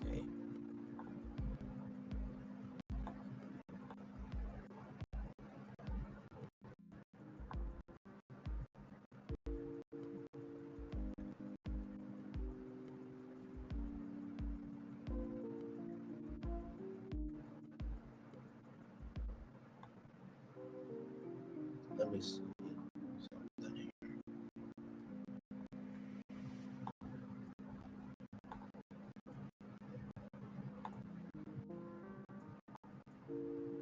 Trying to see if Extra, since that was the magazine, the entertainment news magazine that was talking with Wendy, I'm not seeing that story yet on the YouTube channel, but I'm sure that they will put it on their YouTube channel here for sure soon. With that being said, in the meantime, between time, here is Extra, new era, new energy. And here is here. So the premiere happened on September 8th. So here is this here. 1, 2. Can you turn me up? Hey, I need your attention. I'm about to turn up coffee here, no doubt. Oh, right now, man, I see you. Dreams are about to get up in here. I shake the ground. You know I'm living loud. Hey, dude, that's it, bro. Watch this.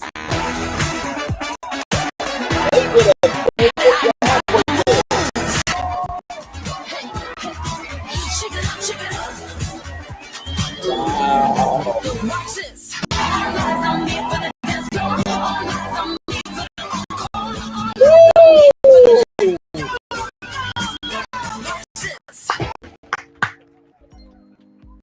Very nicely done, Derek Huff. Listen, I'll give credit where credit is due. Okay, I will definitely give credit where credit is due.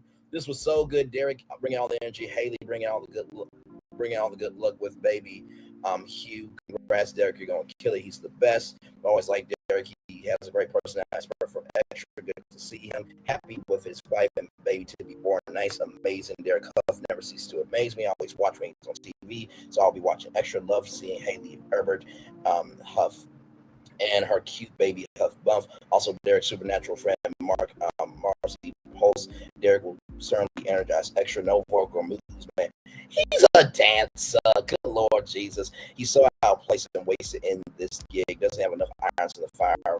Why waste him on a rack like this once Lynn passed away? Even Dance with the Stars tanked. Well, the show is still renewed and it's a new season. But let's see what Derek Huff had to say about his new role at Extra with Fox 32 Chicago. Here we go. 10:44. Welcome back to Chicago Now, and I am about to fangirl over Derek Huff. We get to talk to him. We get to talk to him. Okay, so he's brought ballroom dance to the living rooms of millions of Americans. Instagram. There he is. Look at him go. If you look at his social media account, outstanding dancer. And so, Derek, you're joining Extra as the host of its upcoming 32nd season, which premieres on Monday. Congrats to you, sir. Yay. Okay, hopefully we can get his mic going a little bit. I've noticed there's a lag time. Derek, can you hear us okay? Can I what's sorry? There he is. There he is. Now he can hear us okay. I just wanted to make sure our audio connection was as good as our video connection. You could just dance and we'll talk. And a personal connection. Yes. I can already feel it. So, Derek, tell us about this journey from dancing professionally, and now you're going to be a host. How did this happen for you? I have no idea. I don't even know what's happening. I don't know where I am. What is, no, honestly, I'm so excited. I'm just a fan. I'm a fan of entertainment. I'm a fan of people. And so to be in this role where I get to interact and be on the red carpets and talk and have conversations with these amazing, artists, it's a dream come true. It really, truly is, and what's wild is it's kind of a full circle moment. I've been on Extra, since I was 22 years old. And now here we are, however many years later, and now the host. It's pretty forward to most about this particular new role. I think I'm just looking forward to exercising this new muscle, of interviewing and chatting and having conversations. Already, it started with Margot Robbie and Colin Farrell, Jessica Chastain later today, and Heidi Klum and The Rock and Emily Blunt. I'm starting small, Right. I'm excited. I'm excited to just have these great conversations and also to bring a little bit of fun, and entertain while I'm sharing entertainment news. So it's gonna be fun. So I'm reading here that you and your wife Haley are expecting your wing. I can't believe it. And what a time! What a time to give birth to a new era of Extra, and also literally give birth to a new child. I'm really excited though, to be a dad and have my heart cracked wide open and for everything to change. I can't wait. When's the due date? Coming up No in a way. couple months. No way. Yeah. Third trimester. Sounds like third trimester. Oh, I'm so happy for you guys. That's awesome. You mentioned entertaining. What? Like, we talking about dance moves? Like, in what format could we expect to see you perform? Listen, there might be some body rolls. There might be some hip action happening. No, I think, honestly, it's the new studio, the new set right here. I think one of my requests was, hey, can we have like a dance floor? Can we have like a wood floor, please? So, we're going to come up with some fun things and, like I said, entertain while sharing some entertainment news. So, okay. Good time. So you're going to be working for Extra. You're also going to be a new dad, and you're going to be a judge on Dancing with the Stars still. What? Oh man. Easy. Yeah, that's a lot. Easy. I say that. Ask me when the child comes, and I'll be like, "Oh my goodness, never mind, I wasn't ready." No, honestly, there's all that old expression, that old adage: if you want something done, give it to somebody that's busy. I find myself, I feel very clear when I'm on tour, when I'm traveling around the country and doing another job. Like, I find like it's kind of a weird thing. I almost like have more time when I'm doing a lot because I get more focused. Mm-hmm. You know what I mean? I have more focus in what I do. So when I'm not working, I'm so present. I'm so like in the moment. So and by the way, it's like 15 minutes away from where I live, so it's perfect. No. Wow. That's perfect. I feel the same way. Like when you go to work and you like get that energy out, and then when you're home, you can just totally focus on what you're doing. You're kind of in the zone. Exactly. Just coffee, more coffee. Derek, we are getting not the hard rap, but a soft one. Do you have any other tips for how you juggle so much? You're such a well-rounded individual that you could share with us before we let you go. Well, I actually tell you something real fast since we're in Chicago right now. I'm actually going to be in Chicago December 5th, actually, with my new convention called Ovation. Val from Dance with Stars, Jenna, my sister Julianne, Mark Ballas, myself, Robbie Blue, who choreographed the Gap commercial, the viral one. We're all going to be in Chicago December 5th. For a dance convention, competition, and also a show. So we'll see you all in Chicago. December 5th. I don't know how he made it, so I can't wait to watch. Listen, my bad for misjudging. Later, guys. I didn't know he had. I am astounded.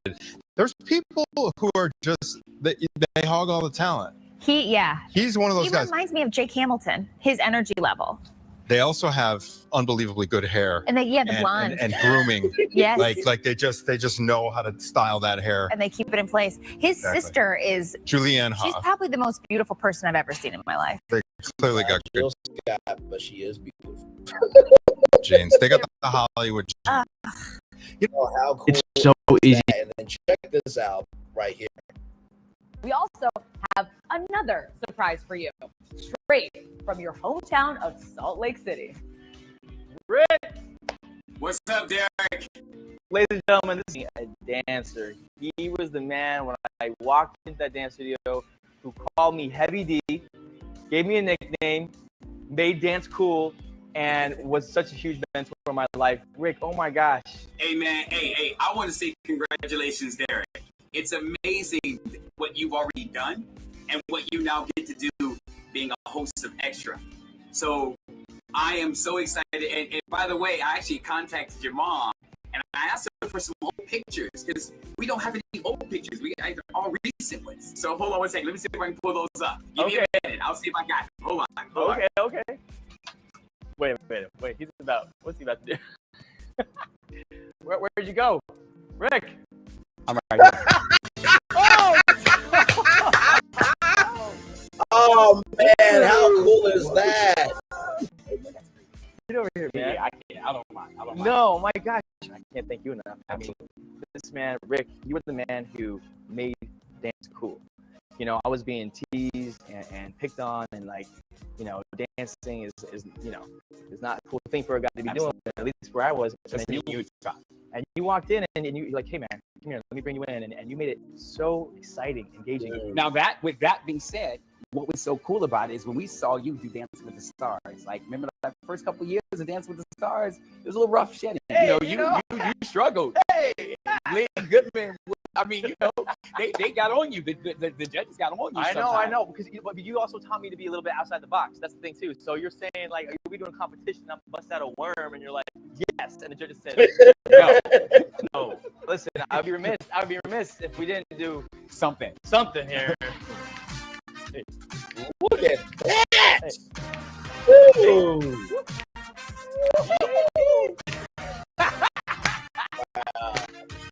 That was cool, man. That was cool. Okay, you know what? I think. Yeah, I'm an AI, but I'm here to talk apps. I think he's got it. I really, really do. Right here, let's see here. Thank you, Rick Robinson, for mentoring Derek Huff. I can't imagine a world without his joy, his talent, his passion. You helped create the legend that is Derek Huff. Obviously, Derek had a great first dance teacher. Mr. Robinson still got the moves, so happy.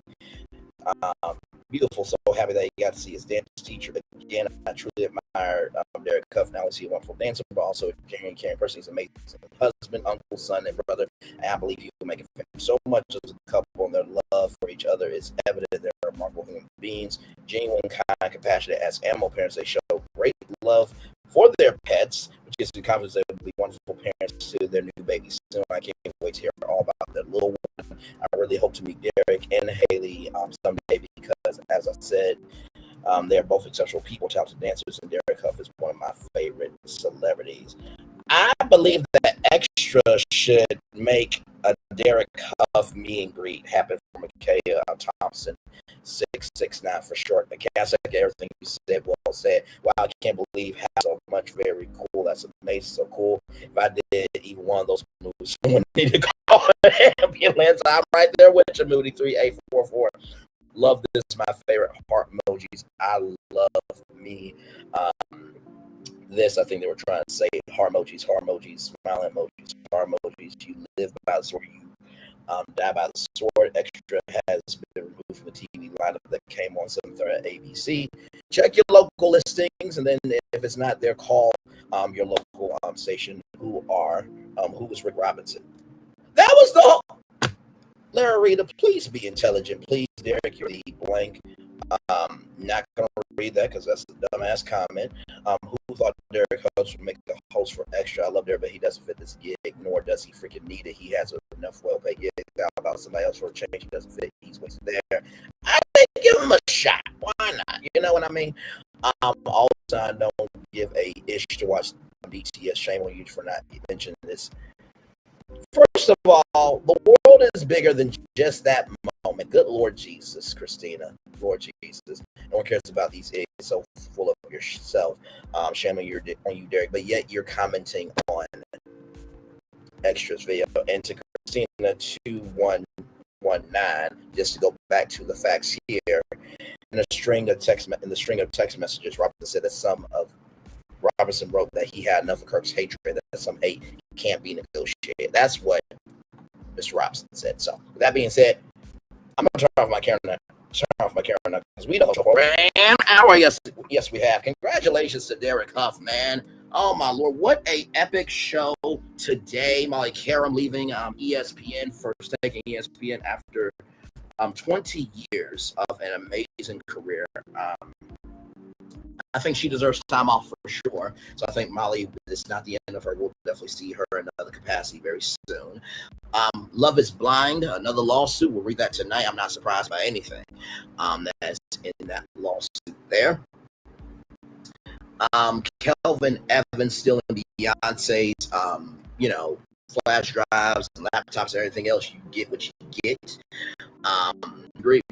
Socially, everything in between. Demartravion Reed, press up to you, your family, and Upstate University. And let the facts play out, y'all, before we jump, okay?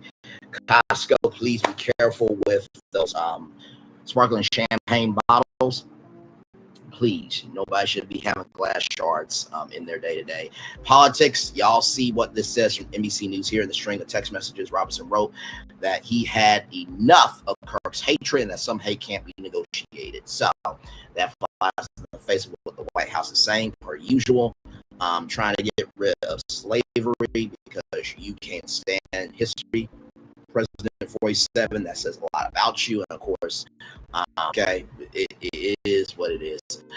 And then Megan Thee Stallion making Milagro Scam sit down for an additional 2-hour deposition before the trial. Shout out to you and take her for every fucking thing she's got. And then, of course, Cardi B pregnant with Stephon Diggs' baby. Congratulations to you. I hope the baby is strong and healthy and grows up just amazingly. Wendy Williams getting that standing ovation at New York Fashion Week, and also to Derek Huff being the new host of Extra and that new baby that him and his wife will be having as well. So nothing but good news there. That is it for me. One love, much love, all love. I feel the love and send it right back. I see you guys a little bit on tonight. Love Blind Law. Hey, the phone that shows back. All of them. Right back. Bye, everybody. I thought I should tell you they've been talking about you. Yeah, they've been talking about you. They've been talking about the fact that they've done everything they could to stop you and everything they could to block you, but you still win. The fact that they have undermined your success and they have tried to sabotage your seasons, but you keep winning. They've been talking about the fact that even though they don't like each other, they get together to you keep winning. They've been talking about the fact that you were voted least likely to succeed, but like Qerim, you keep rising to the top. They've been talking about how they tried to burn your world down, but like the phoenix, you rose from the ashes. They've been talking about you, and she's just lucky. He's just lucky. But no, you ain't lucky. You're anointed. got something on you. You got favor on you. You got power on you. You were born to win. Now they can call it luck, but it's favor. But whatever they call it, it doesn't matter, because you know what God calls you? Do you know what God calls you? A winner. They've been talking about you. Yeah, they've been talking about you. They've been talking about the fact that they've done everything they could to stop you, and everything they could to block you, but you still. They've been talking about the fact that they have undermined your success, and they have tried to sabotage your seasons, but you keep winning. They've been talking about the fact that even though they don't like each other, they get together to try to kill you, but you keep winning. They've been talking it's likely to succeed, but like cream, you keep rising to the top. They've been talking about how they tried to burn your world down, but like the phoenix, you rose from the ashes. They've been talking about you, and you know what they say? Oh, she's just lucky. He's just lucky. But now, you're doing it. You got something on you. You got favor on you. You got power on you. You were born to win. Now, they can call it luck. They can call it luck, but it's favor. But whatever they call it, it doesn't matter, because you know what God calls you? Do you know what God calls you? A winner. I thought I should tell you, they've been talking about you. Yeah, they've been talking about you. They've done everything they could to stop you, and everything they could to block you, but you still win. They've been talking about the fact that they have undermined your success, and they have tried to sabotage your seasons, but you keep talking about the fact that even though they don't like each other, they get together to try to kill you, but you keep winning. They've been talking about the fact that you were voted least likely to succeed, rising to the top. They've been talking about how they tried to burn your world down, but like the phoenix, you rose from the ashes. They've been talking about you, and you know what they say? Oh, she's just lucky. He's just lucky. But now, you ain't lucky. You're anointed. Favor on you. You got power on you. You were born to win. Now, they can call it luck, but it's grace. They can call it luck, but it's favor. But whatever they call it, it doesn't matter, because you know what God calls you? Do you know what God calls you? A winner. Are video games getting too expensive? This episode, we want to find some common ground, because the CEOs want to raise the price even more. Not with these broken ass games. $5 million. That's how much San Andreas costs to make. Is it their fault for selling or our fault for buying? Corporations claim all this stuff. Devs say otherwise. Sports gamers, cozy gamers, whatever you call the people who play Power Wash Simulator. I think it stings a little bit more because I'm spending my actual money and my mom is not. Imagine they get rid of all movie theaters and then charge you the same price to watch the same movie at home. That's like every streaming service.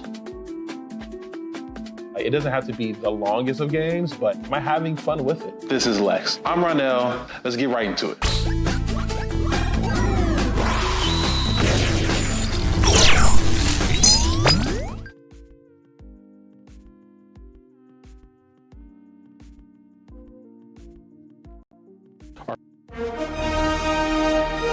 Prepare for a journey beyond imagination, beyond belief, beyond anything you've experienced before. Universal Epic Universe, a new theme park where you'll step through extraordinary portals to 5 immersive worlds. Prepare for a cosmic voyage of discovery, An isle of fire-breathing excitement. A shadowy world of monsters and mystery. New wonders in the wizarding world. And a new way to play. Plus the splendor of a magnificent resort hotel overlooking the park. It's all new excitement at Universal Orlando Resort. A week's worth of vacation thrills with 4 amazing theme parks, a variety of spectacular themed hotels, and incredible dining and entertainment. It's all at Universal Orlando Resort, where you'll find new adventures every day. Explore the astonishing worlds of Universal Epic Universe at Universal Orlando Resort. Because here's the thing, a good streamer can find other content. Because here's the thing, a good streamer can find other content. Because here's the thing, a good streamer can find other content. Because here's the thing, a good streamer can find other content. Child Bradley over there doing his thing, minding his GD business, staying out of trouble, trying to get the folks some positive stuff to talk about. Besides lying all the damn time. Child Bradley over there doing his thing, minding his GD business, staying out of trouble, trying to get the folks some positive stuff to talk about. Besides lying all the damn time. Child Bradley over there doing his thing, minding his GD business, staying out of trouble, trying to get the folks some positive stuff to talk about. Besides lying all the damn time.